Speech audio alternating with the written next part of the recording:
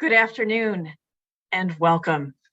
It's really my privilege to introduce and welcome you to this virtual lecture sponsored by the Nanovic Institute for European Studies at the University of Notre Dame. My name is Monica Caro, and I serve as Senior Associate Director at the Nanovic Institute.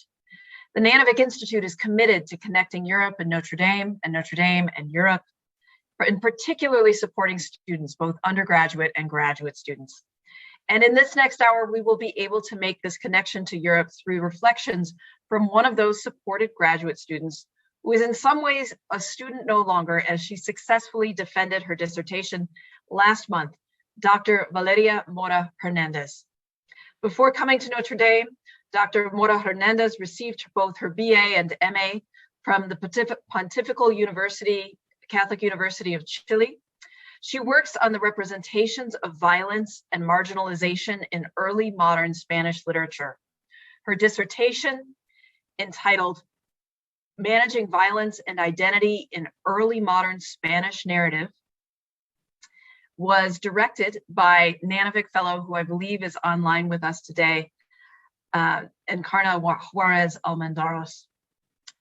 So we are so grateful that Valeria is here with us today. And she's connected to the Institute as a graduate student fellow, and we are indeed grateful for her engagement with the Institute in this unusual year. Today, it's my privilege to host this webinar with Dr. Mora-Hernández, who will share her thoughts, I imagine, connected with her dissertation, as she addresses another lecture on lockdowns, enclosure, and domestic violence in María de Zayas' Innocence Punished from 1647.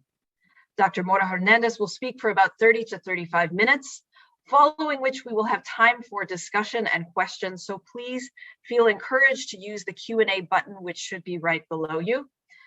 And without further ado, I will give the floor to Dr. Valeria. Thank you, Monica, for that presentation, that introduction. And also, yes, you were right. Part of this presentation is actually part of the very last chapter of my dissertation. So I'm going to share with you all the screen now. Thank you all for being here. Thank you to the Nanovic Institute, to my advisor, Professor Encarnacion Juarez Almendaros, and Romance Languages Department, because thanks to all of you also, this is possible. So before we begin, as you might have guessed, this lecture is gonna include topics that might be disturbing for the audience, especially like sexual assault and domestic violence. So if you need support, please take care of yourself and feel free to contact some free resources such as the National Domestic Violence Hotline or the National Sexual Assault Hotline. With that being said, this presentation is thought for a broad audience, so I'm going to try to keep it balanced between the specifics for those of you who have already worked on Zayas or already know the text that I'm going to be talking about, but also thinking on those of you who might not know the text at all.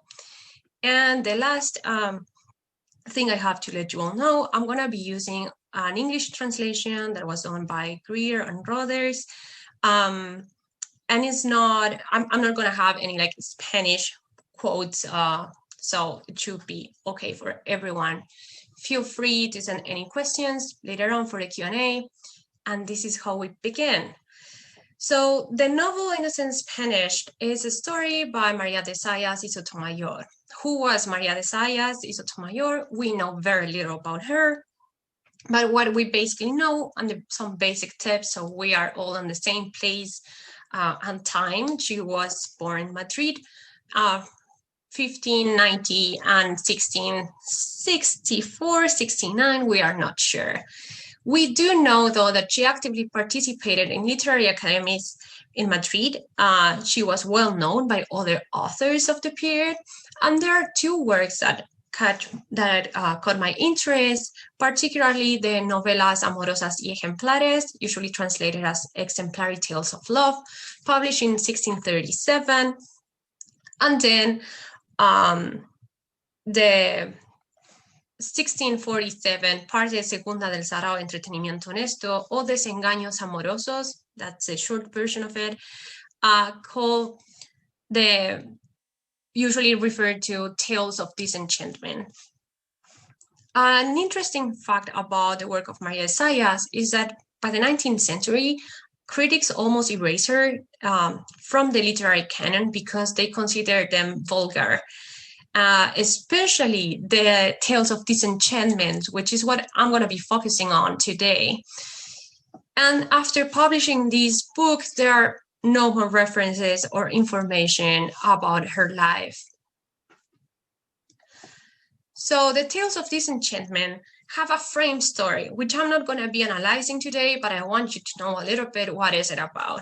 This frame story, in very basic terms, is in Madrid, Lisis, this noble woman, organizes a 3 days long soirée, celebrating her recovery after a long illness and her engagement with Don Diego, in spite of she being in love with Don Juan, who at the same time is in love with Lizarda, Lisis' cousin. As an entertainment for the duration of the soirée, Lisis instructs that only the female guests should tell stories that each story should meet 3 terms of requirements. First, the stories told should be true cases.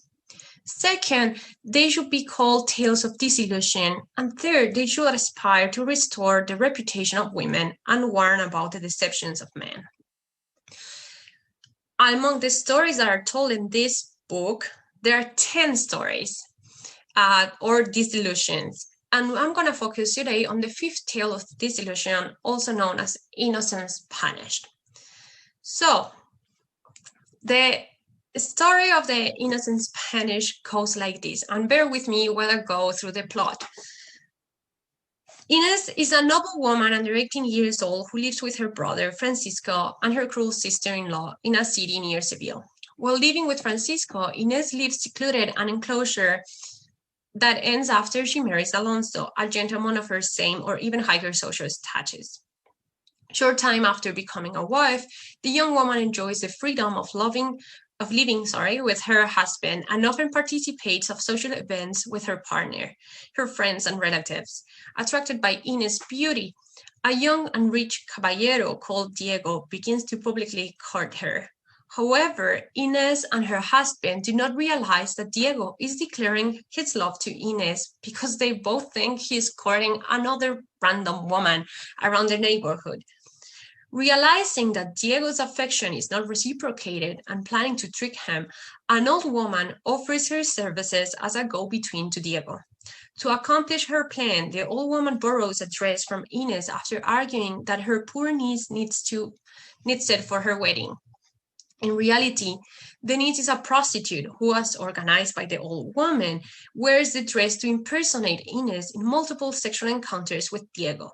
Concerned that Diego might discover the deceit, as well as considering necessary to return the dress to her real owner, Inés, after 15 days, the old woman stops the farce, explaining to Diego that they should pause the encounters to avoid making Alonso jealous.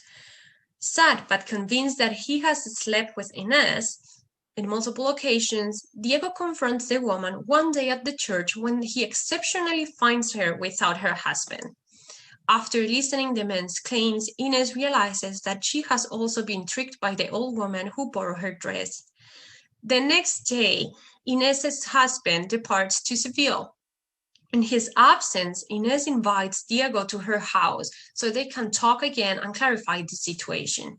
The protagonist also asked the corregidor, or a royal governor or mayor, to come to her house and eavesdrop the conversation with Diego. In spite of the corregidor condemning the old woman who confesses the fraud and receives a punishment of 200 lashes, Diego actually refuses to believe that he has been fooled and thinks that Inés is denying their encounters out of fear. Desperate and seeing that he cannot conquer Inés, the young Diego seeks the help of a Moor necromancer to subjugate her. The sorcerer sculpts in wax a replica of Inés' naked body with an arrow in the heart and a candle wick on the headdress. When the candle is lit, Inés falls into a trance, leaves her house, and arrives to Diego's bed. Once there, Diego repeatedly rapes her during over a month while the woman is hypnotized. Once awake, back in her house, the young married woman remembers the sexual encounters as erotic dreams with Diego. dreams that cause an increasing anguish, and neither praying nor the sacrament of confession can calm. One night, while doing the night watch, the corregidor and Francisco, Inés's brother, discover Inés self-absorbed and walking in her nightshare down the street while returning from Diego's house. After investigating the case, the corregidor sentences that the young woman is innocent and sends Diego to the Inquisition to be punished. However, Francisco and his wife are not convinced of Inés's innocence, arguing that she fakes the spell. They write a letter to Alonso, asking him to return from Seville so he can restore his honor. Francisco, his wife, and Alonso decide to secretly move with Inés to Seville to a new house without any neighbors. Once there, they punish Inés and immuring her inside a chimney. After 6 years being locked in that small space, Inés is finally rescued by a widow neighbor who hears her constant lamenting. Found blind and in a deplorable health condition, Inés is taken to the convent so she can recover and live as a saint.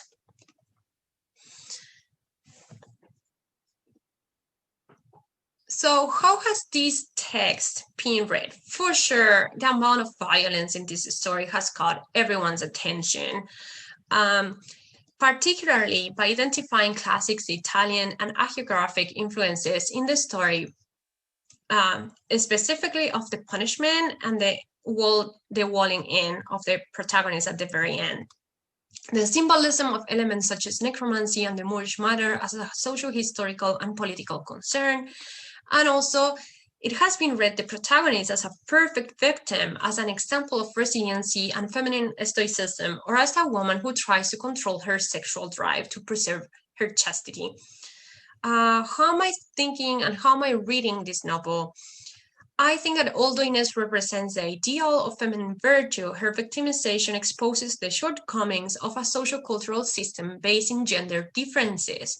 For instance, that state that male is understood as natural, standard, superior, reason, strength, purity, etc. And the female is understood as a deviation, inferior, passion, weakness, sin, etc. So in this story, neither a virtuous behavior nor the domestic space can protect women from sexual and domestic violence. According to the theology of the time, women need the protection of confinement as they were especially vulnerable to temptations of the devil. But also the private existence of women prevents them from provoking lust through its public display. Non-moralists such as Vives, Erasmus, and Fray Luis de Leon promote female seclusion as a way to safeguarding chastity. Aside from her exclusion from public life, moralists also recommend that women cultivate silence and obedience. Marriage usually appears in pre-modern Spanish literature as a mechanism that seeks to maintain or reinsert female individuals in the hegemonic order, as it is represented as an antidote to dangerous sexuality that will contribute to the preservation of chastity. Although Inés seems to represent the prototype of the ideal woman, she's noble, she's young, she's chaste, she's beautiful, Inés suffers a permanent violence that is justified and expressed in her corporality. Relying on the confinement prescription, such as a mechanism to safeguard her purity before marriage, Inés suffers the captivity and cruel treatment to which her brother and her sister-in-law submit her when she is single. Faced with the excessive control of her family members, her marital commitment to Don Alonso constitutes a promise of security and a certain freedom for Inés. And with this new freedom, social activities is gonna come the problems.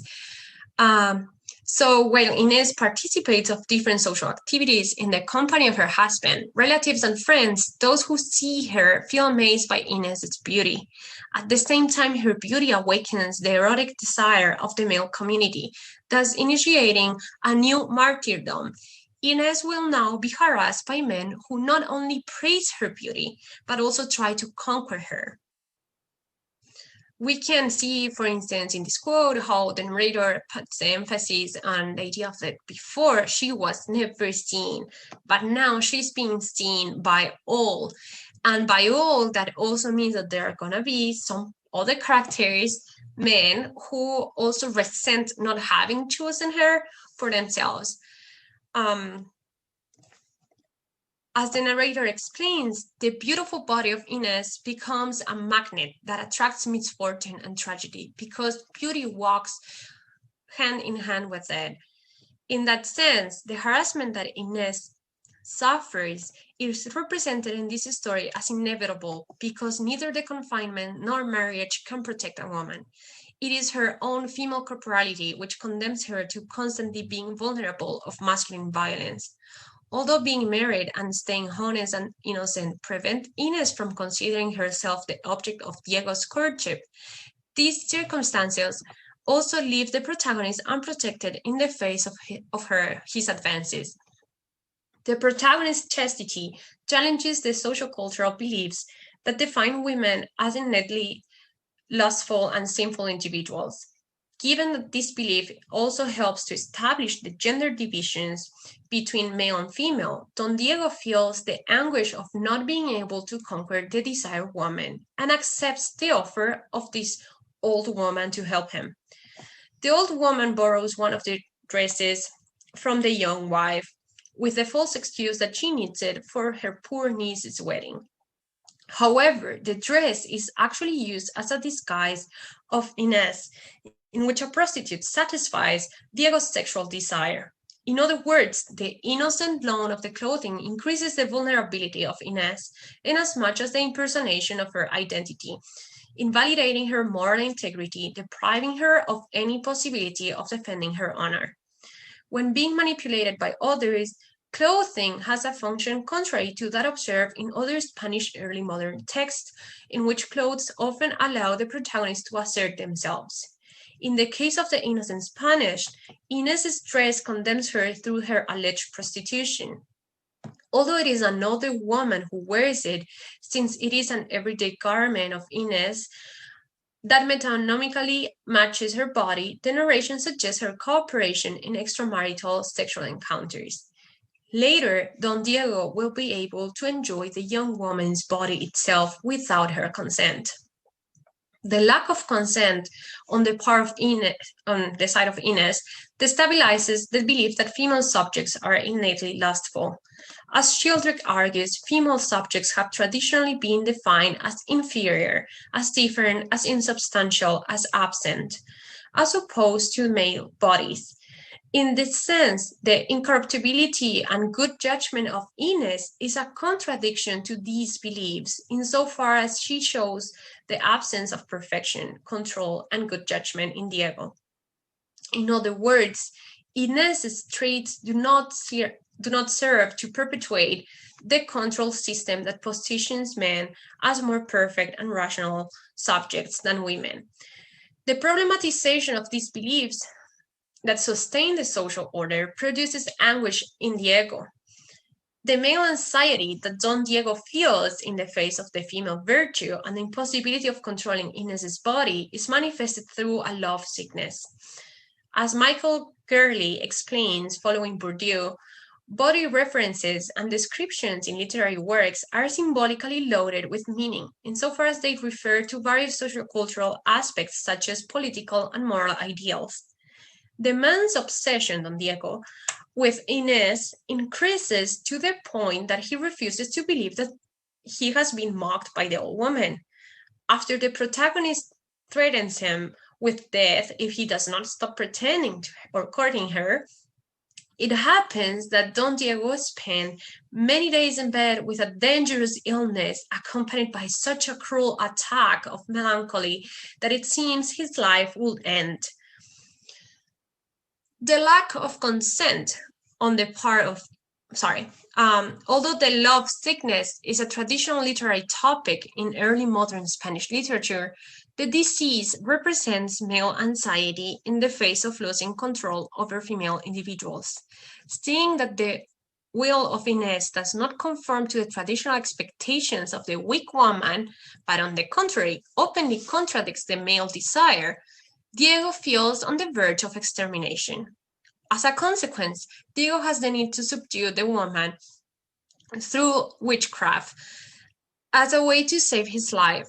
The narrator explains that seeing himself dying of grief, having heard it said that there was a Moor in the city, a great enchanter and necromancer, he had him found and brought to him to oblige Inés to love him by means of magic spells and witchcrafts. In this sense, the purpose of Don Diego is to disable Inés's ability for self-determination, which is achieved thanks to the sculpture created by the necromancer, an image of the very body and face of Doña Inés, which by means of his arts he had copied from her realistically, as if he had had her present before him, which only serves to guarantee the lady's obedience to Diego's wishes. The usurpation of the body of Inés through the statue ensures a woman incapacitated of will who submits without questions to male desire.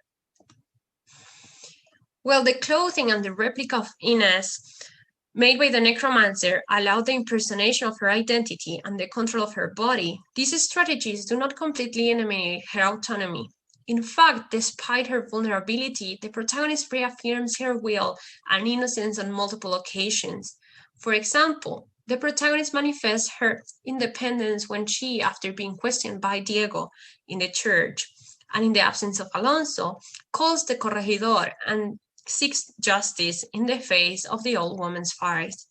Inés's self-control is such that she is even capable of assuming the male role of protecting her own honor, to the point of threatening her stalker with death.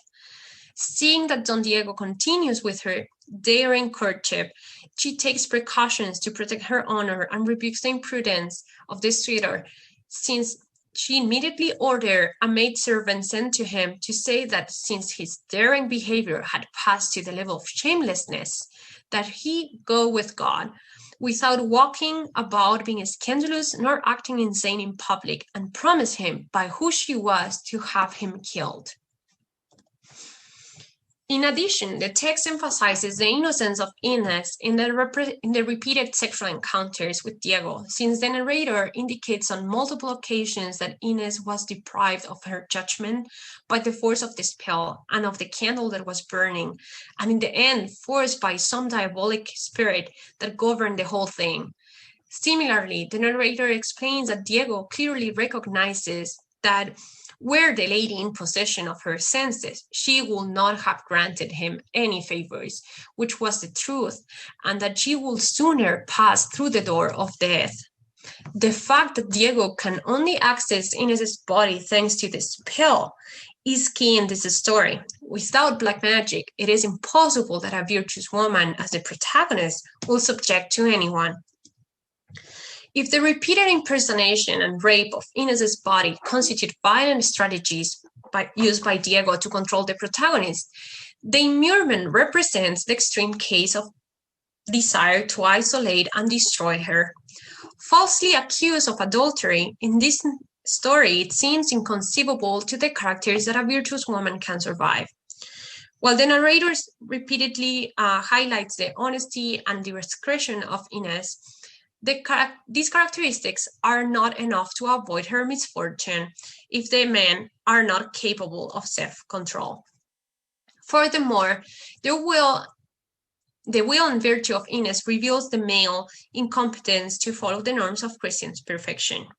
That masculine defect is the cause that the body of Inés is supplanted by that of the prostitute, imitated by the wax statue created by the necromancer, and finally tortured by those who are unable to recognize and accept that a virtuous woman who has been forced and sexually raped, who has been forced sexually and raped, could rejoin the community. The social exclusion of Inés also constitutes a systemic violence that places all the responsibility of honor in women. Historically, walling in women was used since the Middle Ages, specifically against women accused of having damaged family honor through their sexual behaviors. Given that Inés has proven to be a virtuous woman when she's persecuted, the victim blaming is taken to the extreme, making Don Diego's responsibility as a rapist almost invisible. In fact, both Francisco and his wife refused to believe the spell and claimed that Inés was probably pretending to be bewitched in order to avoid blame. Since female subjection by means of a spell reflects the resistance of Inés, her innocence is extremely punished because it creates a crisis in the masculine ability of the rapist and the other characters. It is a desperate attempt to deny the flaws of the strict categorization that defines masculine as synonym of perfection in opposition to feminine weakness. In this sense, the cruelty of such an unjustified punishment once again checks the anxiety of the characters, especially after all the justice ministers and the corregidor himself believe and prove the innocence of Inés.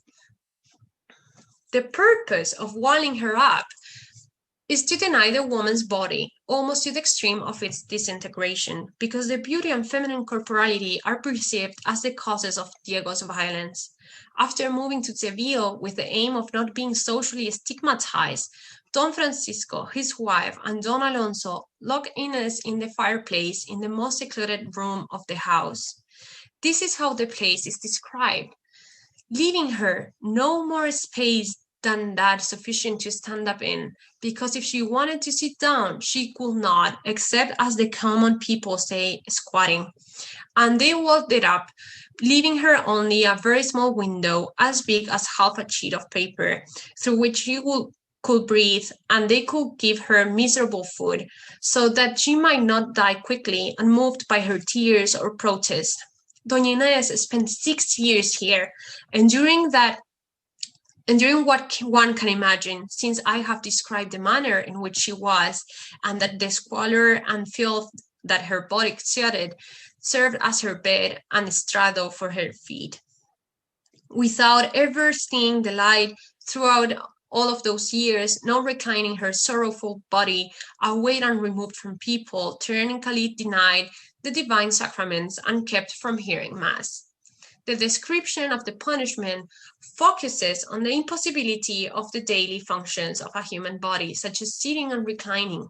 By being contained in the fireplace, Inés is stripped of all her humanity and autonomy, since she depends completely on the foods that his cruel sister-in-law gives her. However, even the food comes accompanied by more violence, because rather, I quote, rather the traitor's sister-in-law spit 1,000 insults and affronts at her every time she brought her the food. Additionally, the punishment suffered by Inés seeks to deprive her of her Christian consolation, because she's denied the sacraments and the possibility of attending Mass. In the fifth tale of disillusion, Inés' relatives completely reject human empathy. The need to cover up the consequences of the crime reveals the existence of a crisis in the ideological center of the control systems. Gender differentiation and the prescriptive behavior. In this sense, Inés' immurement aims to control and deny both the corporality and the female will, marginalizing her from the family, social, and religious community. Despite the fact that the confinement seeks to control and cover up the failure of an ideology that promotes victim blaming and punishes female corporality, Inés uses her voice to denounce violence and ask for help. Unlike other early modern Spanish literature protagonists, Inés seems to even lose control over her own dress and over the consciousness of her body. The only thing left in a state of extreme rejection is her voice. Indeed, during the confinement, the narrator reports that Inés was always, I quote, lamenting her misfortune and calling to God to help her with grievous weeping. Her voice allows her to gain the support and being rescued by a young widow who lives in the adjacent house.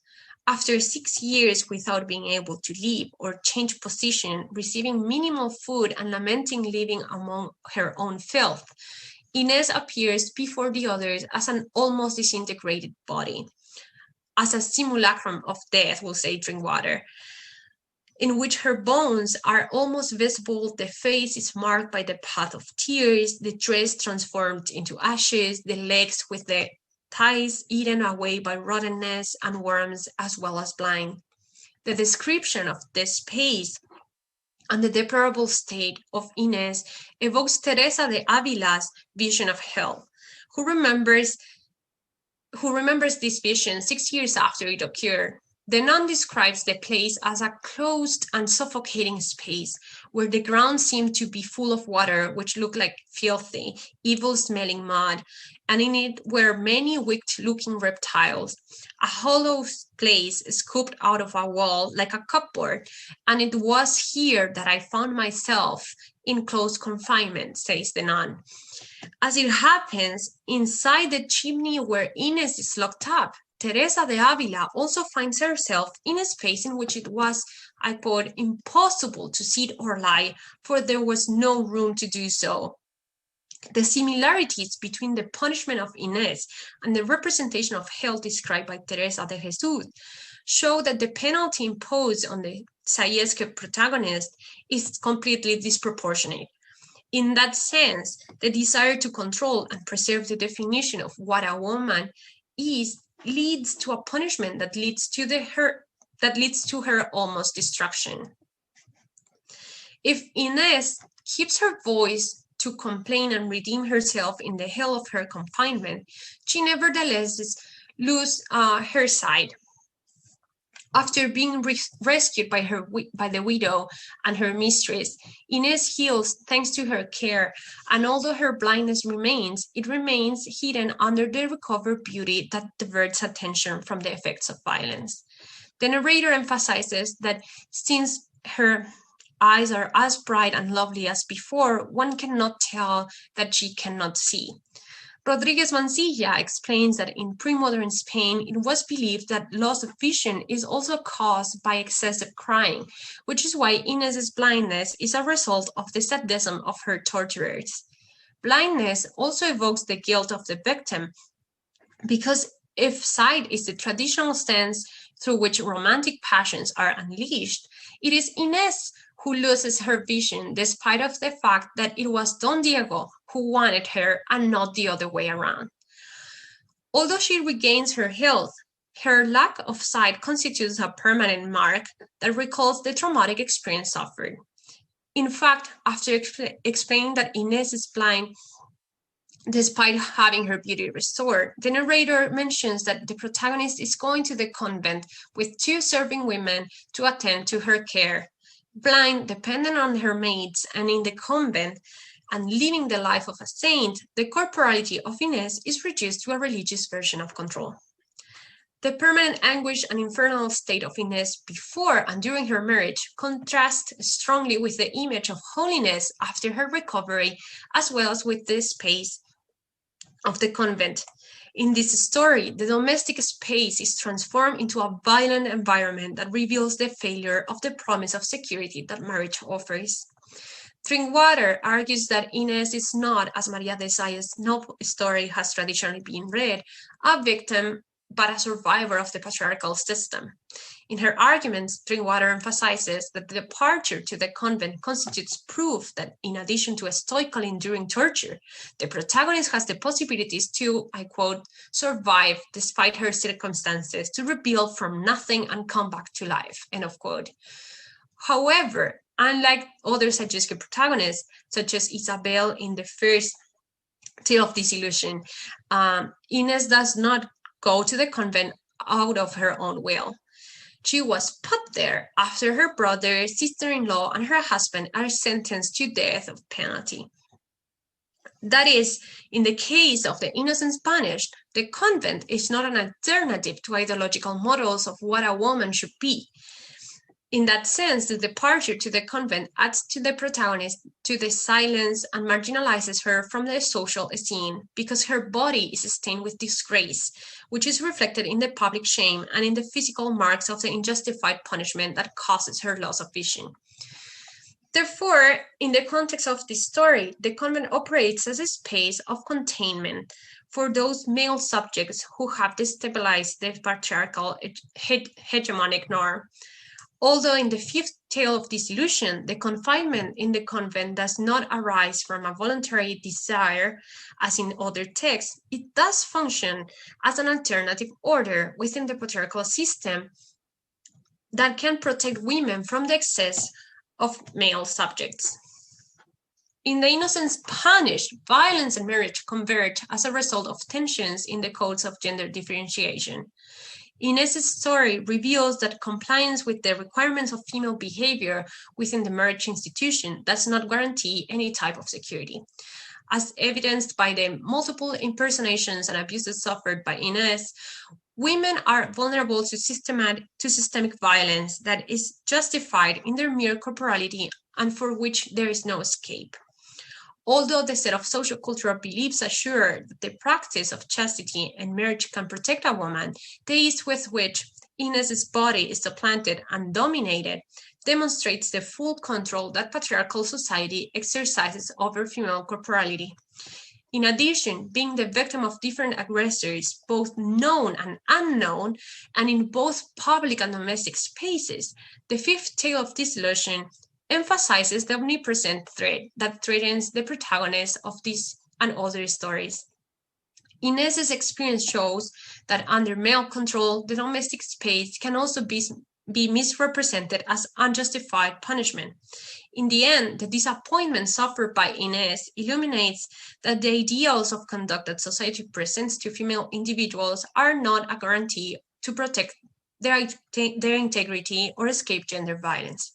The final blindness that affects Inez reveals to the reader that the much desired restoration of honor is in reality another hoax that conceals the effects of permanent and systemic violence. Thank you. Thank you so very much, Dr. Mora-Hernández. We're so grateful for your sharing this fascinating, if somewhat disturbing story with us, along with the really compelling images. At this point, we do have time for questions. I would again encourage all those who are participating to share some questions in the Q&A button, which you can find right beneath. We're getting some comments already. One of our colleagues has written an excellent talk, Valeria, and we're so grateful for that. The disadvantage of the virtual environment is that you can't hear the applause as we thank you for your remarks and thoughts with us. I do have one question that's come in from an historian. This one is, how do we understand the use of Black magic in this work, given that it is written around the high point of persecution of witches in Europe? Do you think studying this literature can tell us something about that history that other historical sources might not reveal?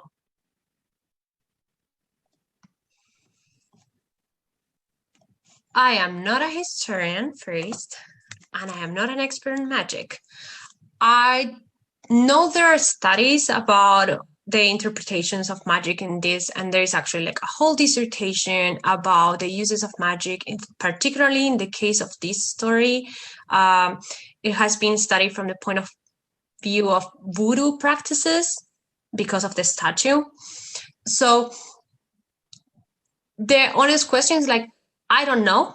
I think it can contribute in the sense that it will give us like different representations that you can easily, as a historian, probably contrast with what you have seen in other historical sources. There is certainly a dialogue. These are ideas that are certainly in the period there.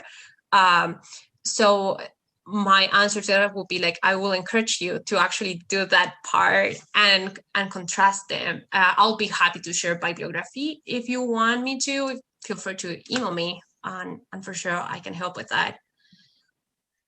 Thank you. The next question is from our interim director, who writes, thank you for this fascinating lecture and analysis. May I please ask, If you were invited to provide a theological interpretation of the text, what is the theology that is conveyed? Which understanding of God and religion? And how would you assess this implicit or explicit theology? Oh, wow. Thank you for that. So let me think here. So there are many points of view. One thing from what I see, there is a long tradition in this story also that has been tracked about how this woman is at the very end miraculously saved by God after all her praying. And that's why I also found it like interesting to pair my talk with all these images of, for instance, the penitent Magdalene, or there are some connections with especially like very old saints, like for instance, Thais. So I think God for sure appears here as the last savior. Where it's tricky for me to stand because I have read so much about the story and the different interpretations. I think the hardest part for me is to decide, is this story actually blaming or not blaming this woman? And I think it's just completely ambiguous in the sense of like, how do we understand God and religion? I think there is both like a critique to it, and there is also like an acceptance of these ideas. For instance, the idea of, I think like what is under the surface is for sure ideas like, for instance, the Augustine ideas regarding rape. What do we do with adultery women? Are they sinful or not? If she's alive after all of this that had happened to her, and even confession is not something that can calm her, right? What's going on with all the promises that religion is giving us to us? On the other hand, there is the question about marriage as a sacrament, marriage as a space of safety. So I think it's extremely ambiguous. I'm not sure, Professor Setmak, if this really answers fully your question, but I'll be happy to dialogue more about it. We have another question from an anonymous attendee. This novel seems to contain a lot of systemic violence. Are there any pointers to potential responses to systemic violence? Yes, there is a lot. There is a lot. And that's why I'm thinking at the very beginning, especially about what are the uses of confinement. So for instance, confinement at the very beginning of the story, even though it's out of the cruelty of the sister-in-law and Inez's brother, it still responds to the idea that Inez is single, she's a virgin, her chastity should be preserved. But within that, there is violence. And the pointers, I will say, are especially in the descriptions of how the character feels. And I think that's an important thing to pay attention to. On the other hand, there is also the extreme violence at the very end. So this confinement, which can be used as a way of protection and supposedly really helps women to stay safe, at the very end, that is completely this idea is challenged and confronted by the idea of like, wait, the same violence, the same practice that is supposed to safeguard me is being used now as a way of punishment. And that's why I find it so interesting. And that's why I'm thinking too, right now on this story in our contemporary period too. So wait a minute, we all need to lock down because there is a pandemic out there, which is completely fine. But on the other hand, like what we have seen in the context of Europe and in general over the world is like this lockdown also means an increase of violence for other women, right? Because this puts women at the mercy of their aggressors. So I think that's for sure the point. And we can really, it's a very dense novel, and we can really dig in a lot in ideas about marriage, in the idea about behavior. There have been also other authors who think that, well, actually she wasn't that innocent because she was going to parties without her husband, right? So you could argue either way. You have to decide where you want to stand. Thank you so much. The next question we have relates to a concept that we're working on at the Institute of Resilience. We're using this in some of our leadership programs that we use. And the question is, do you see ways to connect the novel with the discourse on resilience? Any lessons on resilience that can be reconstructed? And I imagine the questioner might be thinking of the 6 years that were spent, that she survived in those challenging conditions. Yes, so for sure, there is a discourse on resilience. There are interpretations, especially Drink Water focuses a lot on that, on the idea that resilience of this character, also from Stoicism, and the idea of that, well, the power, again, the power of prey and the power of like just being there, because of course suicide is not an option in this case. So that's there. As lessons of resilience, what I'm more interested on is the idea of how this woman uses her voice. And thanks to this speaking up constantly, she can actually be rescued at some point. But yeah, that's, I think, the main point. And then another question we have, this is the questioner writing, I'm curious if she has taught and discussed this research in the text with students, and whether that has led into any conversations about how we understand gendered norms around sexuality in our contemporary context, particularly thinking about the Me Too movement. Yes, I taught this novel, this story last fall with my students. And it's always fascinating to do this work with the students, because I've been working on this novel since like 2017, and then talking with them and seeing how they're thinking about it. Something that first really strikes them a lot is the idea of the necromancer, that it's a Moorish, so there's a lot of racism in that. And then from the point of view of Me Too movement, we work on it. And some of the things that we found interesting with my students is, for instance, how the dynamics of violence kind of repeat, and also how the dynamics of speaking up are very similar. So as I was saying before, when answering the idea of resilience, the idea of speaking up and voices and creating some networks of support, right, that directly connects with the current movements, such as the Me Too movement, or other movements in Spain, like La Caja de Pandora. So I think for sure it's interesting for students. This is a very strong text. It is a very strong text, even like for myself. It has a lot to unpack and a lot of violence going on. It just doesn't stop. Like, this poor character just does not stop suffering until the very end. What is more interesting is the discussions that arise in the classroom about blaming, like victim blaming, and also about the very end of the story. What do we do with this very ambiguous end in terms of, well, the character ends up in the convent. Everyone else is dead because they kill them. They're executed by the justice. But at the same time, she ends alone. She ends blind, rich, but alone and blind. What do we do with these very small signifiers? So, and then from there, how do we work in terms of justice? Is it fair, this story, for the character? So those are some of the questions that I feel like students usually bring to the class after reading this text and others. Another question that's come in, do you read the novel as a tragedy? And if yes, what does it tell us about dealing with the tragic?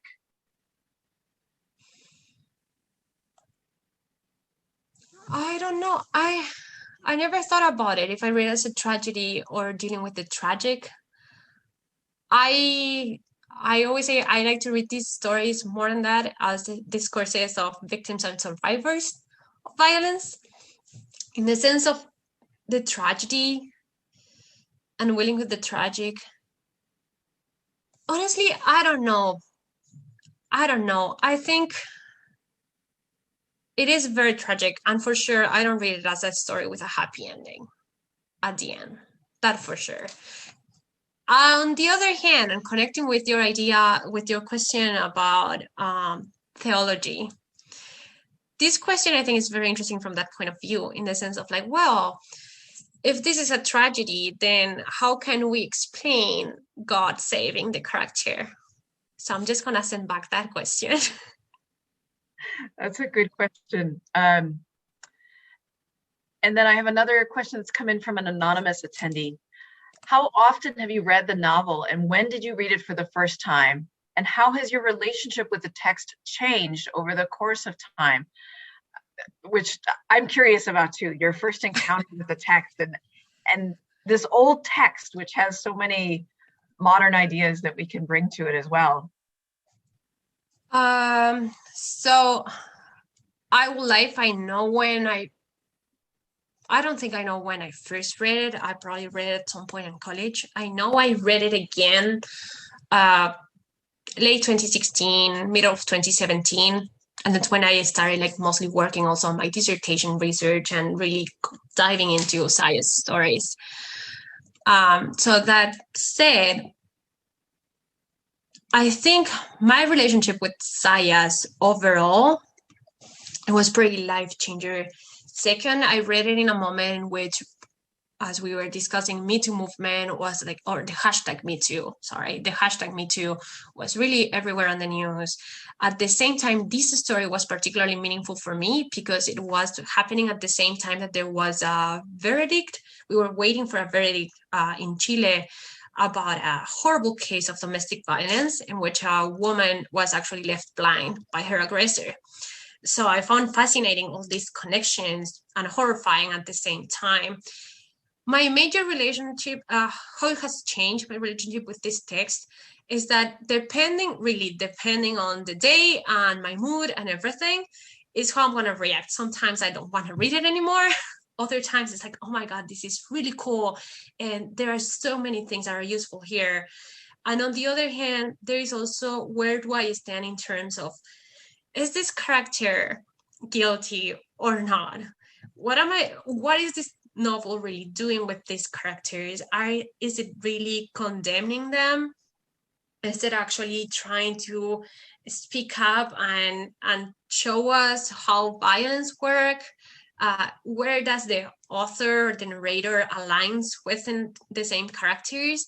And that changes a lot depending on the literature I've been reviewing, and also like where am I in my research moment and what is going on in the world. So I think there is like for sure a constant relationship with everything around me. And perhaps the last question we have today, unless another one comes in, we can find similar accounts of gender and social inequality in the 17th century Iberian Peninsula in Cervantes' Don Quixote. How prevalent are these accounts from the time in other regions, in Spanish literature at other times? I'm sorry, can you repeat the last part? So I think the last part, how prevalent are these accounts from the time in other regions? And how prevalent are they in Spanish literature at other times? So I think it's a comparison kind of question. I think so. If I think about Don Quixote, yes, it appears in different ways. I think one particularly of the Zayas, Desengaños Amorosos, or Tales of Disillusion, I think it really looks at violence like straight into the face. While in other texts we find violence, but it's not like completely clear. You have to look at it more and more and more. And it seems like, for instance, in Don Quixote, this violence is always under the idea of being funny. In this case, we have no funny at all. So I think that's one point. In terms of a comparative thinking, I believe that there are some things that repeat over time, especially ideas of honor. The methods might change, but dynamics kind of repeat a lot. I'm thinking, for instance, now, the classic Emilia Pardo Bazan's Las Medias Rojas, right? In which we have this character who buys red panties or socks, and when the father sees it, he freaks out, and it's like completely overcame by rage and hits her until destroyed her face. So what we have there is, again, they need to control a female character. They need to destroy the beauty and that corporality, which we also can see here. So I think that kind of give us a sneak peek of it. And then actually there's two more questions that come in, if you will. One anonymous attendee asks, in the light of your lecture, do you think we should rethink our concept of honor? Is the concept of honor a dangerous concept? Well, it depends. If you're a white man in the 16th century, it's very convenient. If you are a woman in the 16th century, it gets more tricky. I think the concept of honor has been thought and rethought plenty. I think there were some things to keep in mind is that, yes, honor can be dangerous. Honor can be convenient in terms of social classes and power. But overall, I think that, especially in this story, honor becomes very dangerous. On the other hand, what is interesting in this story, I feel like there's not that much emphasis on honor itself. Like literally the husband leaves their wife completely alone while he goes to Seville and has to be called back. So it's very interesting because it seems in this story that it's actually the brother who is more concerned about honor, even though his sister is already married and her honor belongs to Alonso. But yeah, like my very quick question would be, sure, honor can be very dangerous, especially when you're not a man and a white man. And truly our final question for today goes to Charles Ganlin, who asks, returning to the idea of tragedy, could we say that it is tragic because enclosure is the reigning motif or metaphor throughout the disenchantments from the soirees onward, and there is no escape? While one could argue that life in a convent is a spiritual rebirth, the text for me is not so clear on that. I'm thinking too of the story where a wall literally falls on two women. Yeah, that's another story by Zayas. Charles always makes me think. I think it's very tragic, the idea of what you're saying here, Charles, the idea that it seems there's no escape to this enclosure. And what I'm thinking now while looking at your question, the idea is that, well, the convent as a spiritual rebirth, also maybe could we think about it as being free of the body itself, and this is spiritual and going like beyond the body, which the body as a also maybe is a way of enclosure. I do think though that this story is not that clear on that. I think it's very easy to argue, yes, the convent in this story is a spiritual rebirth. Or many people say it's like, for instance, oh, the fact that the protagonist is actually blind at the end, it means that she can protect herself from all the bad things in the world. But also there is a lot missing there. So I think we have to be very careful with romanticizing this idea of a spiritual rebirth and convent. And again, I think it's really ambiguous, and as yourself, I don't think this story is fully clear on that. Well, thank you so much. It's now a time and a moment of gratitude, first of all, to you, Dr. Mora-Hernández, for joining us and for offering us this lecture today, to all of our participants for the engaging questions we had to fill our time today. And on behalf of the Nanovic Institute, I also need to thank my amazing and hidden colleagues who have been doing all of the technical wizardry behind the scenes, Grania McAvoy, Grant Osborne, and Melanie Webb in particular. I have one announcement, which will be quick. Next week is the annual Gallery of European Studies for the Nanovic Institute, featuring the research, scholarship, and creative works of the Institute's faculty fellows. If you're on campus, we hope you can join us Wednesday and Thursday in a new format under pandemic circumstances, which will be outdoors displaying the work between Nanovic Hall and the Stayer Center. please join us, especially on Wednesday between 2 and 4, when we'll have a special reception as well going on.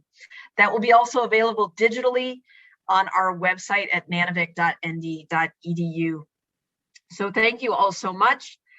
I hope that this Gallery of European Studies will also give you some good reading for the summer. Until next time, I wish you all the best, and all the best from Nanovic Hall. So thank you all very much. Take care. Thank you. Bye.